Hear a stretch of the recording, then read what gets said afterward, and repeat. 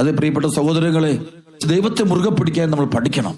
ചില സാഹചര്യങ്ങളിൽ എല്ലാം നഷ്ടപ്പെടുന്ന സാഹചര്യങ്ങൾ ഉണ്ടാകാം, എല്ലാവരും അകന്നു പോകുന്ന സാഹചര്യങ്ങൾ ഉണ്ടാകാം, സഹനത്തിന് സമയങ്ങളുണ്ടാകാം.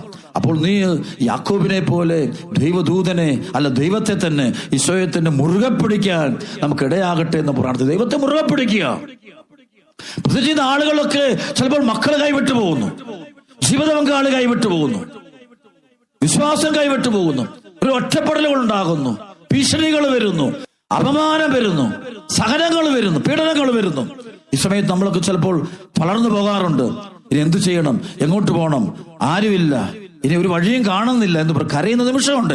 അപ്പൊ ആ സമയത്ത് ദൈവത്തെ മുറുകെ പിടിക്കുന്ന യാക്കോബിനെ കണ്ടുപിടിക്കണം. അതാണ് അവന്റെ ജീവിതം. മുറുകെ പിടിക്കുക, ദൈവത്തെ മുറുകെ പിടിക്കുക.